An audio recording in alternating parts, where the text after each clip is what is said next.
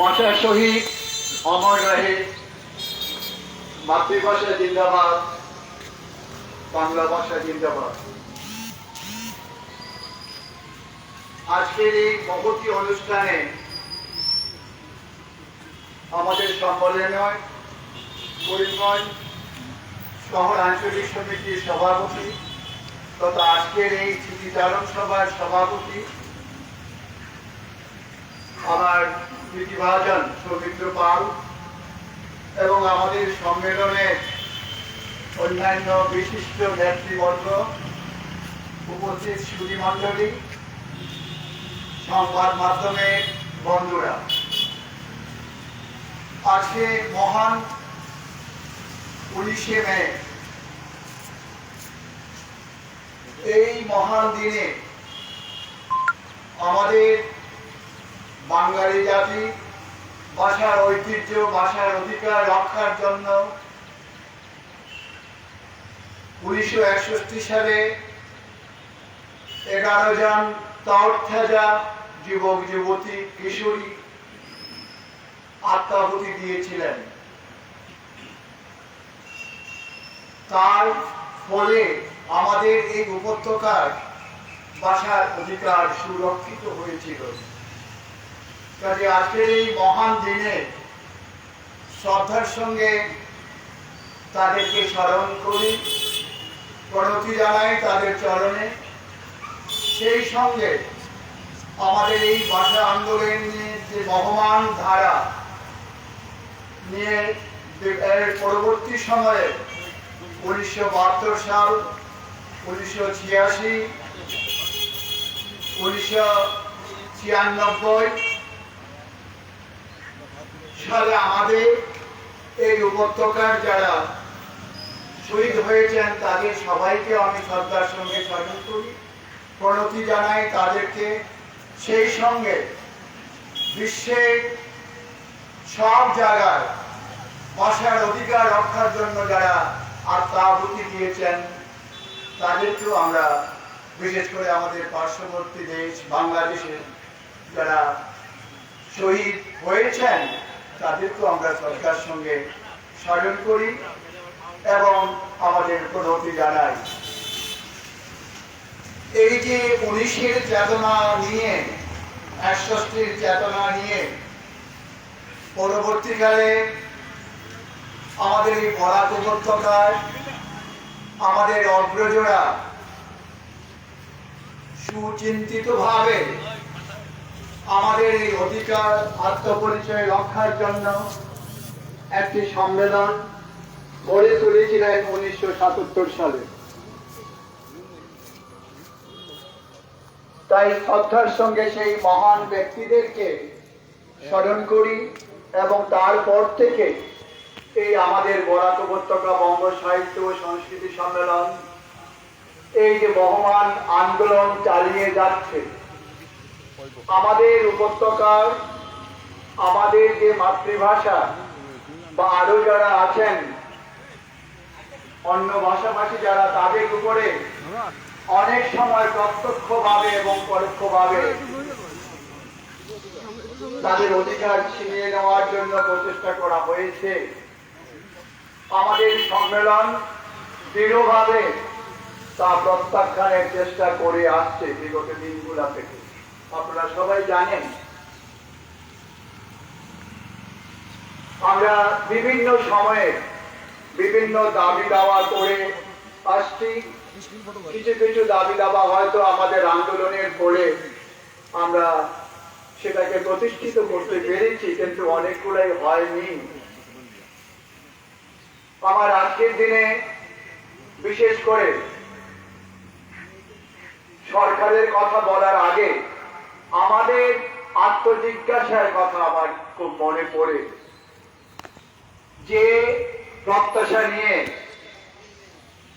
যে আবেগটুকু নিয়ে 1961 সালের আগে সংগ্রাম পরিষদ গঠন করা হয়েছিল, এই উপত্যকার আপামর জনসাধারণ যার সঙ্গে যুক্ত হয়েছিলেন স্বতঃস্ফূর্তভাবে, সেই আবেগটুকু, সেই চেতনাটুকু আমরা কিন্তু যদিও বলি আমরা বয়ে নিয়ে যাচ্ছি ভগবান আন্দোলন, আমরা সেটা পারছি না। আমাদের উত্তর প্রজন্ম যারা, তাদের সবাইকে আমরা উদ্বুদ্ধ করতে পারছি না, যেটা 61 সালে সবাই স্বতঃস্ফূর্তভাবে হয়েছিলেন, উদ্বুদ্ধ হয়েছিলেন। এই ব্যাপারটুকু আমাদের খুবই চিন্তা করা দরকার। এই যে 19টি হলো আমাদের প্রবঞ্চনা থেকে মুক্তি পাওয়ার একটি উজ্জ্বল, একটি পথিক, একটি আমাদের বড় একটা প্ল্যাটফর্ম। এই কথাগুলো আমরা আমাদের যুব সমাজ, বিশেষ করে ছাত্রছাত্রীদের কাছে আমরা করতে পারছি না। আমরা অভিভাবক হিসাবে, আমরা শিক্ষক হিসাবে ব্যর্থ। আমার খুবই দুঃখ লাগে, একটি কথা বলছি। কিছুদিন আগে কিছু সংখ্যক উজ্জ্বল তারকার মতো আমাদের ছাত্রছাত্রীর সঙ্গে আবার একটু যোগাযোগ হয়েছিল। 7-8 জনের, এরা অনেকেই আমাদের এই মাধ্যমিক পরীক্ষার 93%, 94% পর্যন্ত পেয়েছেন। আমি তাদেরকে একটা কথাই জিজ্ঞেস করেছিলাম, এই যে মাসটি মানে আমাদের মে মাস, তার একটু তাৎপর্য বলো না। কিছুদিন আগে একটা অনুষ্ঠান হয়ে গেল, আগামীতে হবে, আবার হবে, একটু বলো না আমাদেরকে। কেউ কিছু বলতে পারলো না। আমার খুবই কষ্ট লাগলো। আমি বললাম, একটু ইচ্ছা করেই বললাম, 8ই মে কি হয়েছে আমাদের এখানটা? একটি মেয়ে বলল, এটা আমাদের বিশ্বকবি রবীন্দ্রনাথ ঠাকুরের জন্মদিন। তারপরে যে দিনগুলো আসবে, 19শে মের কথা বলতে পারিনি। আর 26শে মে, যিনি আমাদের আরেকজন চেতনায়, হৃদয়ে রবীন্দ্রনাথ, চেতনায় নজরুল, সে কথাটুকু তারা জানে না। আমরা কিন্তু খুবই গর্বিত, আমাদের ছেলে মেয়েরা এত ভালো ফল করছে। আমার খুব কষ্ট লাগলো যে আমরা আমাদের দায়িত্বটুকু আমরা ঠিকভাবে পালন করতে পারছি না। আমাদের স্কুল, কলেজ এবং বাড়িতে, যেটা বাড়ি থেকে শুরু হওয়া উচিত, সেটা আমরা করতে পারছি না। আমার খুব কষ্ট লাগলো। আমরা যদি আমাদের আত্মপরিচয় আমাদের উত্তর প্রজন্মের কাছে তুলে ধরতে না পারি, তাহলে কিভাবে আমাদের এই আগামী দিনের আন্দোলন আমরা চালিয়ে নিতে পারবো? তাহলে এই মঞ্চ থেকে আমার একটি আহ্বান, সর্বশ্রেণী ভাই বোনদের কাছে আমরা যেন একটু সচেতন হই। জানি এখনকার ছেলেমেয়েরা তাদের জীবনের জন্য, জীবনে প্রতিষ্ঠিত হওয়ার জন্য অনেক কষ্ট করতে হয়, কিন্তু তার মধ্যেও এই যে জিনিসটুকু অঙ্কুরিত করতে হবে। মাস্টারদা সূর্য সেনকে আমরা এখনো জানি, উনি একটা স্কুলের মাস্টার ছিলেন। তখনকার দিনে তিনি ওই মাস্টারি করার সঙ্গে সঙ্গে মিলে এই সঙ্গে সঙ্গে তাদের ছাত্রদেরকে উদ্বুদ্ধ করেছিলেন দেশমাতৃকার সেবার জন্য। আমরা কি তা করতে পারছি? সেই জিজ্ঞাসাটুকু যেন আমাদের হয়। আমাদের এত বঞ্চনা হচ্ছে, সেটা কি আমাদের ছেলেমেয়েরা জানেন? আমাদের এই যে শহীদ যারা হয়েছিল, দেখলাম পত্র পত্রিকায় দেখেছি আমরা, আপনারা দেখেছেন, গত 5 বছর আগে বোধহয় বলা হয়েছিল শহীদ পরিবারের সবাইকে কিছু সাম্মানিক টাকা দেওয়া হবে, এখন পর্যন্ত দেওয়া হয়নি। আরেকটি ব্যাপার খুবই দুঃখের, সরকার থেকে নাকি ঠিক করা হয়েছিল শহীদ স্মারক একটা জায়গা করা হবে শিলচরে। মাননীয় জেলাধিপতি শিলচরের বুকে একখণ্ড জায়গা তিনি তুলে দিতে পারেননি, সেটাও কিন্তু হয়নি। এই খবরটুকু তো আমাদের ছেলেমেয়েরা জানবে। আমরা প্রথম কালকে আলাপ হচ্ছিল, এখানে রানাদেব আমাদের রেজাল্ট গেছিলেন, যে বলছেন যে প্রথম দিকে তো আসাম সাহিত্য সভা এবং আমাদের বঙ্গ সাহিত্য ও সংস্কৃতি সম্মেলনের একইভাবে তাদেরকে অনুদান দেওয়ার প্রস্তাব নেওয়া হয়েছিল, কিন্তু অনেকদিন সেটা চাপা পড়েছিল। পরবর্তীকালে আমরা আমাদের বিধায়ক, প্রধানমন্ত্রী বিধায়ক, আমার প্রিয় ছাত্র বিশ্বরঞ্জন দাসের তত্ত্বাবধানে আমরা সেটা পেয়েছিলাম এবং অনেক কিছু পেয়েছিলাম। প্রায় বছরে 4 লক্ষ পর্যন্ত পেয়েছিলাম, কিন্তু আপনারা শুনে আশ্চর্যান্বিত হবে এই যে অনুদান বছর বছর বাড়ার কথা, সেটা না হয়ে এটা বোধহয় বিগত দিনে আমরা 60 থেকে 70,000-এর মধ্যে একটা পেয়েছি। এগুলো কি আমাদের ছেলেমেয়েরা জানবে না?